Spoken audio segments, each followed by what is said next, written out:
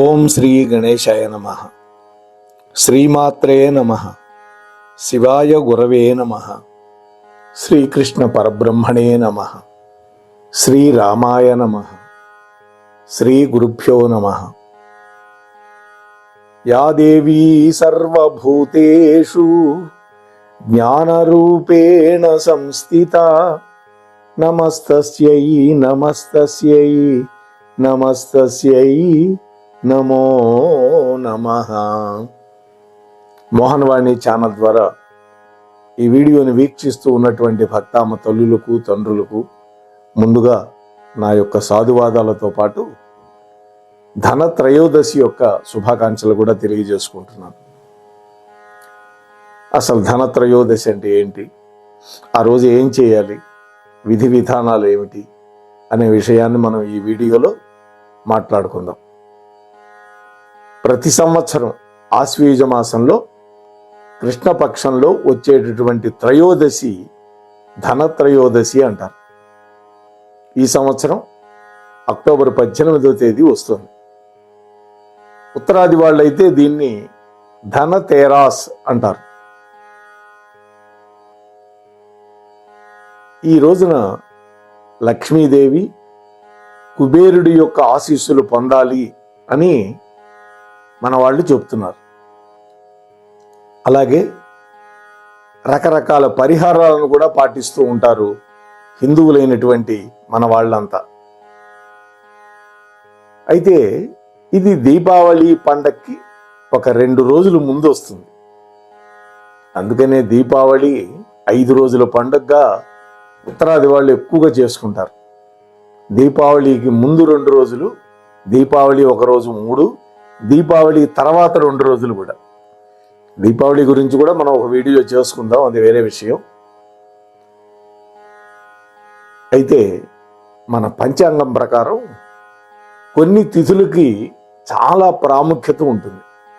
దాంట్లో ఈ ధనత్రయోదశికి కూడా ప్రత్యేకమైనటువంటి ఒక గుర్తింపు, ప్రాధాన్యత ఉన్నది. ఆయుర్వేదానికి మూల పురుషుడైనటువంటి ధన్వంతరి భూమి మీద ఉద్భవించినటువంటి రోజు ఈ ధనత్రయోదశి. క్షీరసాగరాన్ని మథనం చేసినప్పుడు దేవతలు రాక్షసులు చిట్ట చివరగా వచ్చింది అమృతం. ఆ అమృత భాండాన్ని తన 2 చేతులతో ధరించి భాగవతం ప్రకారం విష్ణుమూర్తి యొక్క అవతారమైనటువంటి ఈ ధన్వంతరి అవతరించినటువంటి రోజు. అంతేకాకుండా చాలామంది ఈ ధనత్రయోదశి నాడు బంగారము, వెండి, విలువైన వస్తువులు కొనుగోలు చేస్తూ ఉంటారు.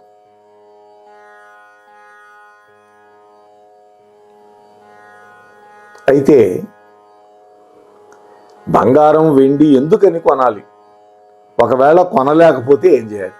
ఇవాళ బంగారం కొనటానికి అవకాశం లేకుండా పోయింది.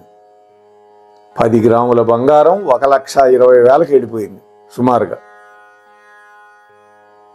మరి అందరూ బంగారం కొనలేదుగా, డబ్బులున్న వాళ్ళే ఆలోచిస్తున్నారు ఏం చేయాలని.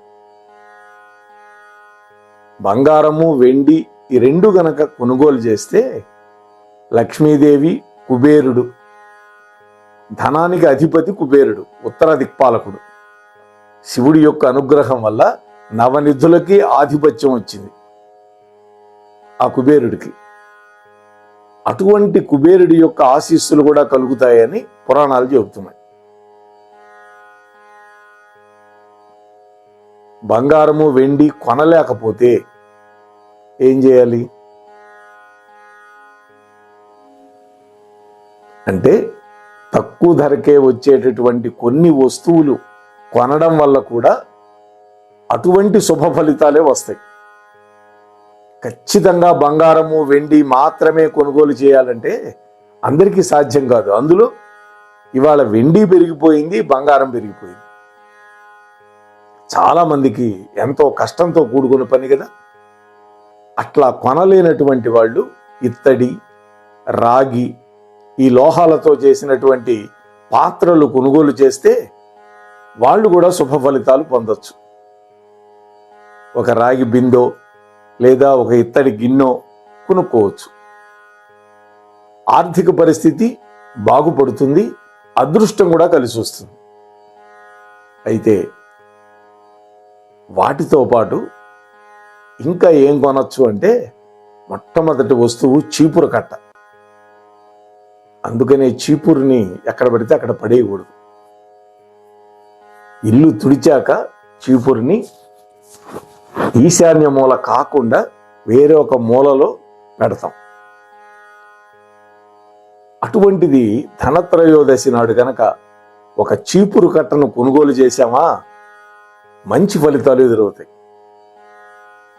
ఆ రోజున చీపురు కొనుక్కొని వాడకుండా దాచిపెట్టాలి. అంతేకాదు శుభ్రమైన ప్రదేశంలో పెట్టాలి దాన్ని. అలా చేస్తే పేదరికం తొలగిపోతుంది. ఇక రెండోది గోమతీ చక్రం. లక్ష్మీదేవికి ఎంతో ప్రీతికరమైనటువంటి గోమతీ చక్రాలని ఈ ధనత్రయోదశి నాడు కనుక కొనుగోలు చేస్తే శుభ ఫలితాలు కలుగుతాయి. గోమతీ చక్రాలను ఇంటి పూజా మందిరంలో గనక పెట్టి కనుక ఉంచుకుంటే ఆ ఇంట్లో ఆర్థిక ఇబ్బందులు ఉండవు, డబ్బుకు కొరత ఉండదు. లక్ష్మీదేవి నిరంతరము కొలువై ఉంటుంది ఆ ఇంట్లో. ఇక మూడో వస్తువు ఉప్పు. ధనత్రయోదశి నాడు ఉప్పును కొనుగోలు చేస్తే కూడా మంచి ఫలితాలు ఎదురవుతాయని పెద్దలు చెబుతూ ఉన్నారు. ఉప్పు కొనుగోలు వల్ల ఆ ఇంట్లో ఆనందం, శ్రేయస్సు ఈ రెండు కూడా తీసుకొస్తుంది ఉప్పు. అయితే మరొక చిన్న పరిహారాన్ని కూడా పాటించవచ్చు. ఏంటంటే 11 ఈ గోమతీ చక్రాలను తీసుకొచ్చి ఒక ఎర్రటి వస్త్రంలో పెట్టి ఇంట్లో ఒక చోట కనుక ఉంచి పెట్టినట్టయితే ఆ ఇంట్లో ఆర్థిక ఇబ్బందులు తొలగిపోతాయి. అట్లాగే పసుపు కూడా లక్ష్మీదేవికి ఇష్టమైనటువంటి మంగళ ద్రవ్యం. ఆ పసుపు కూడా కొని ఇంట్లో గనక ఉంచితే శుభ ఫలితాలు కలుగుతాయి.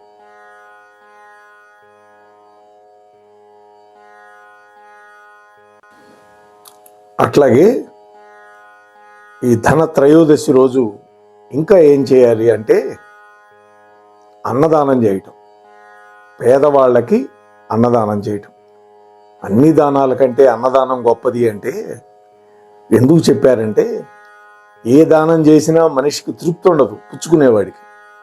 కానీ అన్నదానంలో కడుపు నిండిన తర్వాత ఇక వద్దు అంటాడు, చాలు అంటాడు. అందుకని ఆకలి వేసిన వాడికి అన్నం పెట్టాలి. అన్నదానం చేసే సమయంలో వాడి కులం కానీ, వాడి మతం కానీ, వాడి జాతి కానీ అవి ఏవి ఆలోచించకూడదు. ఇక మరొక పని ఏంటంటే ఆ రోజు యమదీపం పెట్టాలి. దానివల్ల అకాల మృత్యు దోషము తొలుగుతుంది, సంపదలు కూడా పెరుగుతాయి. అలాగే గోవులకి, మూగజీవులకి కూడా ఆహారం అందించాలి.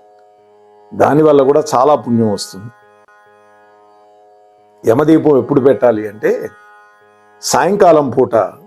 ఆ రోజు ధనత్రయోదశి రోజు మన ఇంటి గుమ్మం ముందు దీపం వెలిగించాలి. అది కూడా మట్టి ప్రమిదలో 2 ప్రమిదలు ఒక దాంట్లో ఒకటి పెట్టి అందులో నువ్వుల నూనె కానీ, ఆవుల నూనె కానీ, ఆవుల యొక్క నెయ్యి వేసి యమదీపం వెలిగించాలి.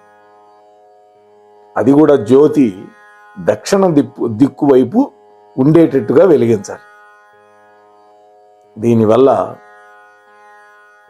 మనకి అకాల మృత్యు దోషం తొలగిపోతుంది, సంపద వస్తుంది. అంతేకాదు మన యొక్క ఆరోగ్యం కూడా చాలా వరకు మెరుగుపడుతుంది. అంటే అనారోగ్య సమస్యలు పోతాయి. అంతేకాకుండా ఈ ధనత్రయోదశి రోజున ఈ యమదీపం పెట్టిన తర్వాత మన ఇంటి పూజా మందిరంలో కూడా దీపం పెట్టి పొద్దున పూట చేసుకుంటాం. సాయంత్రం కూడా మళ్ళా దీపం పెట్టి లక్ష్మీదేవిని షోడశోపచారాలతో పూజించాలి. అమ్మవారికి ఇష్టమైనటువంటి నివేదన కూడా పెట్టాలి. గుడాన్నం కానీ, పులిహార కానీ ఇట్లాంటివి ఏవైనా. దానివల్ల కూడా సకల సంపదలు, శ్రేయస్సు లభిస్తాయి ఆ కుటుంబంలో ఉండే వాళ్ళకి. అట్లాగే మన యొక్క ఆర్థిక స్తోమతను బట్టి వస్త్రాలు కూడా దానం చేస్తే మంచిది ఈ ధనత్రయోదశి రోజు. మరొకటి ఏంటంటే, తర్వాత 2 రోజులు గడిస్తే దీపావళి వస్తుంది. అందువల్ల ఈ ధనత్రయోదశి రోజే మట్టి ప్రమిదలు కూడా కొనుక్కోవాలి. అలాగే ఇందాక చెప్పుకున్నట్టు గోమతి చక్రాలు, ఇవి గనక ఇంట్లో ఉన్నాయా, లక్ష్మీదేవి మన ఇంట్లో ఉన్నట్టే. ఇంట్లో నుంచి ఒక అడుగు బయట పెట్టదా తల్లి. అంతేకాదు, లక్ష్మీదేవికి ఇష్టమైనటువంటి గవ్వలు కూడా కొనుగోలు చేయాలి ఆ రోజు. అంతేకాదు, లక్ష్మీదేవికి శంఖం అంటే ఎంతో ఇష్టం కాబట్టి ఒక శంఖాన్ని కొని ఇంటికి తీసుకెళ్లి పూజా మందిరంలో కనుక పెట్టుకుంటే లక్ష్మీదేవి యొక్క ఆశీస్సులు కలుగుతాయి, మన ఆర్థిక సమస్యలు తిరిగిపోతాయి. అంతేకాదు, వినాయకుడు లక్ష్మీదేవి ఈ 2 కలిసి ఉన్నటువంటి ఫోటో కూడా కొనుక్కోవాలి. మా ఇంట్లో కూడా మేము వినాయకుడి యొక్క ప్రతిమ, దాని ప్రక్కనే మరొక ప్లేట్లో లక్ష్మీమాత యొక్క ప్రతిమ, ఈ 2 కూడా ఒకే సింహాసనంలో పెట్టి పూజిస్తాం. దీనివల్ల కూడా సంపద పెరుగుతుంది, ఆ ఇంట్లో ఆనందం ఉంటుంది. అంతేకాదు, జ్యోతిష్ శాస్త్రం కూడా మరొక విషయం చెప్పింది. ఈ ధన త్రయోదశి తర్వాత ఇప్పుడు మనం చెప్పుకోబోయే 6 రాసుల వాళ్ళకి డబ్బే డబ్బు. ఏమిటి ఆ 6 రాసులు అంటే, వృశ్చికం, ధనస్సు, తుల, కర్కాటకం, వృషభం, మేషం. ఈ 6 రాసుల వాళ్ళకి ధన సంపద కలుగుతుంది. ముఖ్యంగా వృశ్చిక రాశి వాళ్ళకైతే దశమ స్థానంలో చంద్రుడి యొక్క ప్రవేశం వల్ల వాళ్ళు ప్రస్తుతం చేస్తున్నటువంటి ఉద్యోగంలో ఉన్నతిని పొందుతారు, జీతభత్యాలు ఎక్కువ అవుతాయి, శుభ పరిణామాలు చోటు చేసుకుంటాయి వాళ్ళ జీవితంలో. అలాగే వృత్తి, వ్యాపారం ఈ 2 బాగుంటుంది. అంతేకాదు, వృత్తిరీత్యా కానీ లేదా ఉద్యోగ రీత్యా కానీ విదేశాలకు వెళ్ళే అవకాశాలు కూడా ఉంటాయి. వాళ్ళకి ఆదాయం పెరుగుతుంది, కుటుంబంతో కలిసి విహారయాత్రలు కూడా ఎక్కువ చేసే అవకాశం ఉంది ఈ వృశ్చిక రాశి వాళ్ళకి. ఇక ధనుస్సు రాశి వాళ్ళకు చూస్తే, భాగ్యస్థానంలో చంద్రుడి యొక్క సంచారం వల్ల అనేక రకాలుగా మంచి జరుగుతుంది. అంటే ఆదాయం పెరుగుతుంది, విదేశాలకు వెళ్ళాలనుకునే వాళ్ళకి అవకాశాలు వస్తాయి, తండ్రి జోక్యంతో ఆస్తి వివాదం ఒకటి సానుకూలంగా పరిష్కారం అవుతుంది, విలువైన ఆస్తి చేతికొచ్చే అవకాశం ఉంది. అలాగే ఈ రాశిలో పుట్టినటువంటి వాళ్ళకి రావాల్సినటువంటి డబ్బు కొద్ది ప్రయత్నంలోనే వస్తుంది. అంటే మొండి బాకీలు కూడా ఇక వసూలు కావు అనుకున్నవి కూడా వసూలు అయిపోతాయి. ఇంకా తులారాశి, ఈ తులారాశికి అధిపతి శుక్రుడు. ఈ శుక్రుడికి చెందినటువంటి పుబ్బా నక్షత్రంలో చంద్రుడి యొక్క సంచారం వల్ల అనేక మార్గాల్లో ఆదాయం బాగా వృద్ధి అవుతుంది. చేసే వృత్తి వ్యాపారాల పరంగానే కాకుండా ఉద్యోగంలో జీతభత్యాల పరంగా కూడా ఆదాయం పెరుగుతుంది. ఏ పని చేసినా విజయం, ఆకస్మిక ధనలాభం, అలాగే ఆ కుటుంబం ఆర్థికంగా బలోపేతం కావడం, ఇన్ని ప్రయోజనాలు వస్తాయి. ఇక కర్కాటక రాశిలో పుట్టిన వాళ్ళకి ఈ ధన త్రయోదశి రోజున చంద్రుడు శుక్రుడికి చెందినటువంటి పుబ్బా నక్షత్రంలో ఉంటాడని చెప్పుకున్నాం కదా. అందుకని కర్కాటక రాశి వాళ్ళ యొక్క పరిస్థితి నక్కతోక తొక్కినట్లుగా ఉంటుంది. అంటే ఎటువంటి ప్రయత్నం తలపెట్టినా అందులో విజయం సాధించే అవకాశాలే ఎక్కువ. బంధుమిత్రుల నుంచి రావాల్సిన డబ్బు వసూలు అవుతుంది, మొండి బాకీలు కూడా వసూళ్ళు అవుతాయి. దాంపత్య జీవితం అన్యోన్యంగా సాగుతుంది. జీవిత భాగస్వామితో కలిసి వస్త్రాలు, ఆభరణాలు కొనుగోలు చేయగలుగుతారు. అలాగే గృహయోగం, వాహన యోగం అవకాశం ఉంది. ఇక వృషభ రాశి వాళ్ళకి ఏమిటంటే, ఈ ధన త్రయోదశి నుంచి వృషభ రాశి వాళ్ళకి దశ తిరిగే అవకాశం ఉంది. అలాగే కొత్త గృహం కొనాలని కానీ, లేదా వాహనం కొనాలని కానీ చేసే ప్రయత్నాలు అనుకూలంగా ఉంటాయి. ఆస్తి వివాదాలు తొలగుతాయి. అలాగే ఉద్యోగం, పెళ్లి ప్రయత్నాల్లో శుభవార్తలు వినపడతాయి. ఆదాయం అంచనాలకు మించి ఉంటుంది. ఇక రాదు అనుకుని ఆశ వదిలేసుకున్న సొమ్ము కూడా కొద్దిపాటి ప్రయత్నంతోనే చేతికొచ్చేస్తుంది. ఇక 6వ రాశి మేషం. చతుర్థాధిపతి అయినటువంటి చంద్రుడు పూర్తిగా ఈ మేషరాశి వాళ్లకు అనుకూలంగా మారతాడు. అందుకని ఆర్థికపరమైన విషయాల్లో మంచి పురోగతి, మనస్సులో తలుచుకున్న కోరికలన్నీ నెరవేరుతాయి. అప్రయత్నంగా ధనలాభం, ఆర్థిక సమస్యలు కానీ ఒత్తిళ్లు కానీ తొలగిపోతాయి. గృహయోగం, వాహన యోగం, అలాగే స్థలం కొనుగోలు చేసే ప్రయత్నం కూడా ఫలిస్తుంది. కుటుంబంలో శుభకార్యాలు నిర్వహించుకోవడానికి, విహారయాత్రలు చేసుకోవడానికి మంచి అవకాశం కనిపిస్తుంది. కాబట్టి ఈ ధన త్రయోదశి అనేది ఈ 6 రాసుల వాళ్ళకి మంచి ఫలితాలు ఇస్తోంది.